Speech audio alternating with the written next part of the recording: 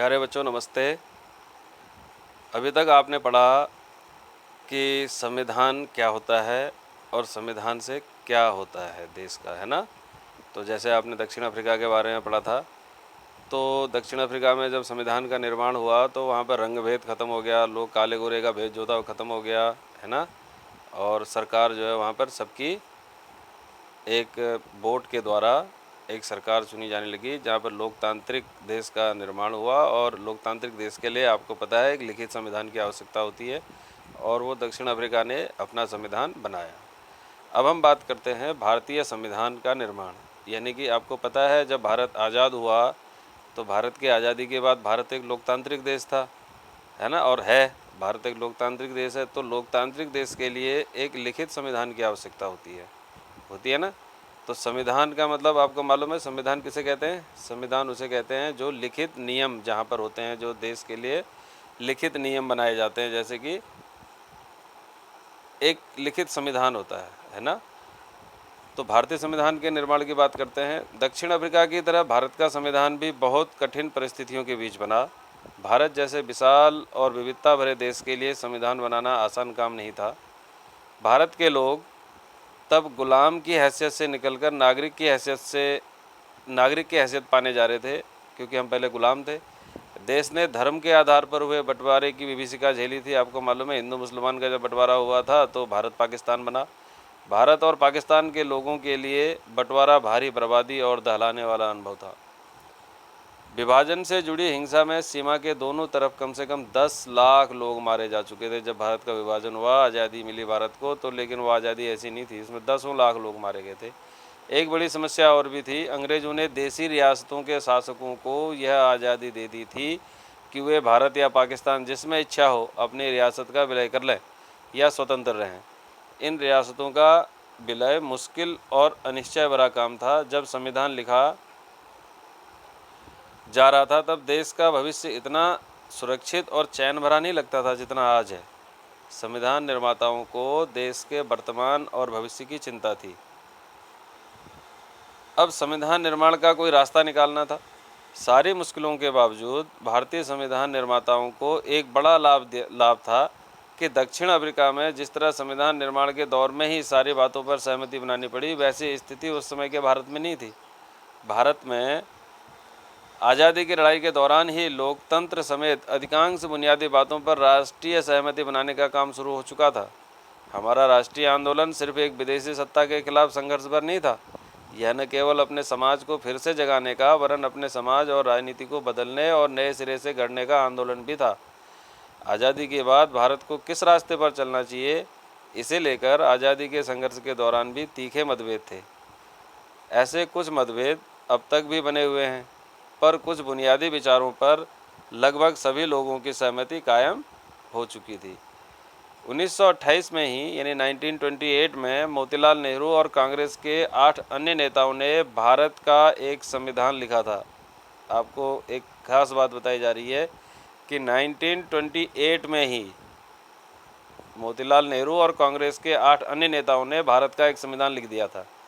1931 यानी 1931 में कराची में हुए भारतीय राष्ट्रीय कांग्रेस अधिवेशन, यानी 1931 में जो कराची में जो भारतीय राष्ट्रीय अधिवेशन हुआ था, इसको याद रखना आप लोग, 1931 में उस अधिवेशन में एक प्रस्ताव में यह रूपरेखा रखी गई थी कि आज़ाद भारत का संविधान कैसा हो और कैसा होगा। इन दोनों ही दस्तावेजों में स्वतंत्र भारत के संविधान में सार्वभौम वयस्क मताधिकार, स्वतंत्रता और समानता का अधिकार और अल्पसंख्यकों के अधिकारों की रक्षा की बात कही गई थी। इस प्रकार संविधान की रचना करने के लिए बैठने से पहले ही कुछ बुनियादी मूल्यों पर सभी नेताओं की सहमति बन चुकी थी। औपनिवेशिक शासन की राजनीतिक संस्थाओं और व्यवस्थाओं को जाने समझने से भी नई राजनीतिक संस्थाओं का स्वरूप तय करने में मदद मिली। अंग्रेजी हुकूमत ने बहुत कम लोगों को वोट का अधिकार दिया था। इसके आधार पर अंग्रेजों ने जिस विधायिका का गठन किया था वह बहुत कमज़ोर थी। 1937 यानी 1937 के बाद पूरे ब्रिटिश शासन वाले भारत में प्रादेशिक असेंबलियों के लिए चुनाव कराए गए। इनमें बनी सरकारें पूरी तरह लोकतांत्रिक नहीं थी, पर विधानसभाओं में जाने और काम करने का अनुभव तब बहुत लाभदायक हुआ, क्योंकि इन्हीं भारतीय लोगों को अपनी संस्थाएं और व्यवस्थाएं बनानी थी। और चलाना था। इसी कारण भारतीय संविधान में कई संस्थाओं और व्यवस्थाओं को पुरानी व्यवस्था से लगभग जस का तस लिया गया, जैसे कि 1935 का भारत सरकार कानून। आज़ादी के बाद भारत के स्वरूप को लेकर वर्षों पहले से चले चिंतन और बहसों ने भी काफ़ी लाभ पहुंचाया। हमारे नेताओं में इतना आत्मविश्वास आ गया था कि उन्हें बाहर के विचार और अनुभवों को अपनी ज़रूरत के अनुसार अपनाने में कोई हिचक नहीं हुई। हमारे अनेक नेता फ्रांसीसी क्रांति के आदर्शों, ब्रिटेन के लोग संसदीय लोकतंत्र के कामकाज और अमेरिका के अधिकारों की सूची से काफ़ी प्रभावित थे। रूस में हुई समाजवादी क्रांति ने भी अनेक भारतीयों को प्रभावित किया और वे सामाजिक और आर्थिक समता पर आधारित व्यवस्था बनाने की कल्पना करने लगे थे। लेकिन वे दूसरों की सिर्फ नकल नहीं कर रहे थे, हर कदम पर वे यह सवाल ज़रूर पूछते थे कि क्या ये चीज़ें भारत के लिए उपयुक्त होंगी। इन सभी चीज़ों ने हमारे संविधान के निर्माण में मदद की। आपको एक चित्र दिखा रहा हूँ। यह है सरोजिनी नायडू।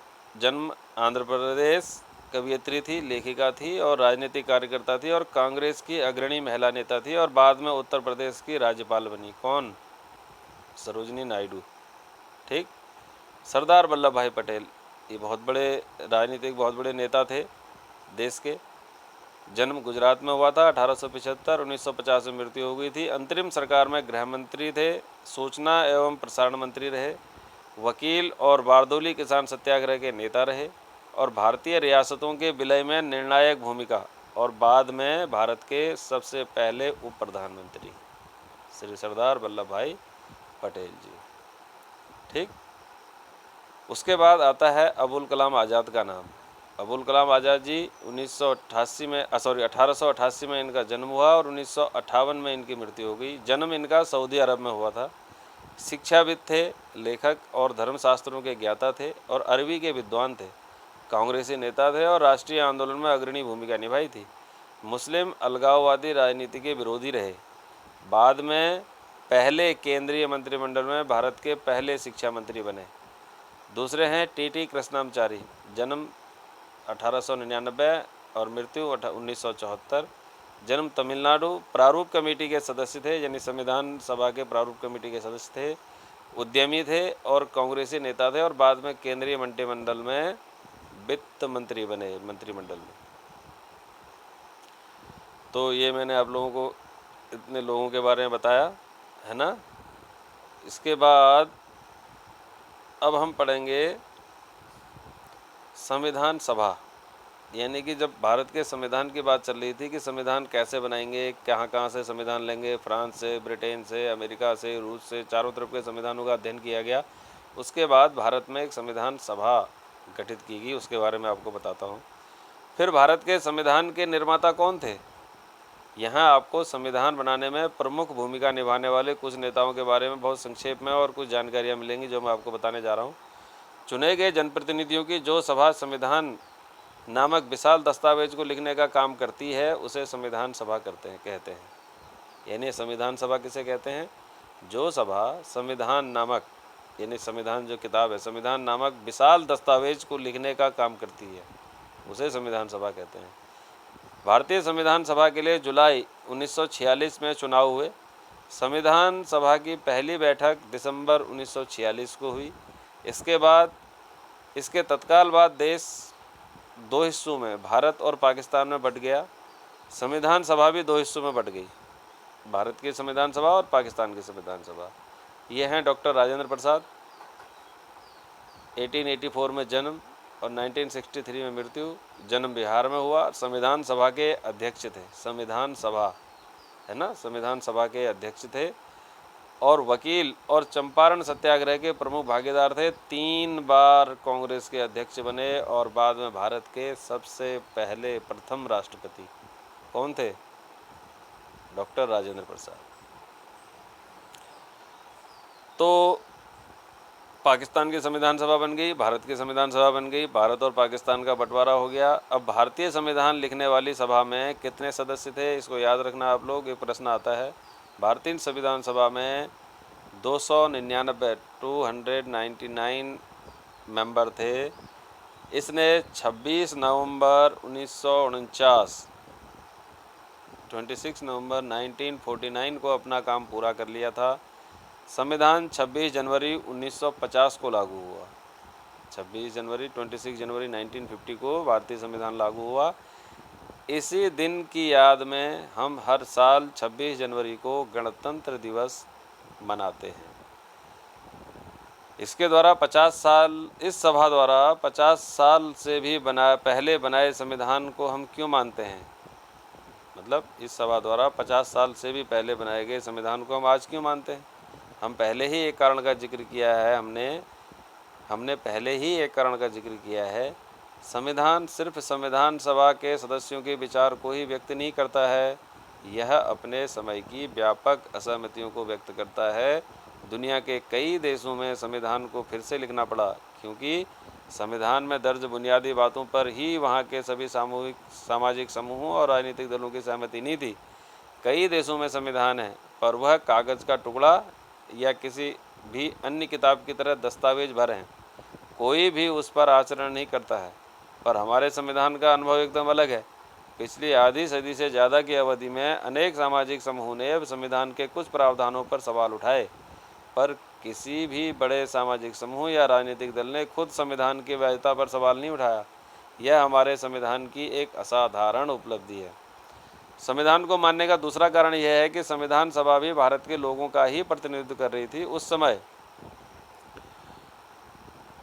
सार्वभौम वयस्क मताधिकार नहीं था, इसलिए संविधान सभा का चुनाव देश के लोग प्रत्यक्ष ढंग से नहीं कर सकते थे। इसका चुनाव मुख्य रूप से उन प्रांतीय असेंबली के सदस्यों ने ही किया था जिनका हम जिक्र पहले ही कर चुके हैं। इसके कारण देश के सभी भौगोलिक क्षेत्रों का इसमें उचित प्रतिनिधित्व हो गया था।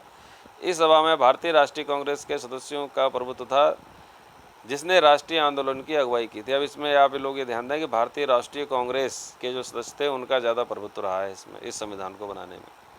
पर स्वयं कांग्रेस के अंदर कई राजनीतिक समूह और विचारों के लोग थे। सभा में कई सदस्य ऐसे थे जो कांग्रेस के विचारों से सहमत नहीं थे। सामाजिक रूप से इस सभा में सभी समूह, जाति, वर्ग, धर्म और पेशों के लोग थे। अगर संविधान सभा का गठन सार्वभौमिक वयस्क मताधिकार के जरिए हुआ होता तब भी इसका स्वरूप काफ़ी कुछ इसी तरह का होता। और अंततः जिस तरह संविधान सभा ने काम किया वह संविधान को एक तरह की पवित्रता और वैधता देता है। संविधान सभा का काम काफ़ी व्यवस्थित, खुला और सर्वसम्मति बनाने के प्रयास पर आधारित था। सबसे पहले कुछ बुनियादी सिद्धांत तय किए गए और उन पर उनकी सहमति बनाई गई।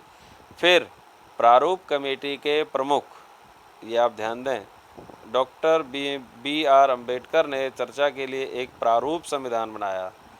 संविधान के प्रारूप की प्रत्येक धारा पर कई दौर में चर्चा हुई। 2000 से ज़्यादा संशोधनों पर विचार हुआ। 3 वर्षों में कुल 114 दिनों की गंभीर चर्चा हुई। सभा में पेश हर प्रस्ताव, हर शब्द और वहाँ कही गई हर बात को रिकॉर्ड किया गया और संभाला गया है। इन्हें कॉन्स्टिट्यूट असेंबली डिबेट्स के नाम से 12 मोटे मोटे खंडों में प्रकाशित किया गया है। यानी इन्हें कॉन्स्टिट्यूएंट असेंबली डिबेट्स के नाम से 12 मोटे मोटे खंडों में प्रकाशित किया गया है।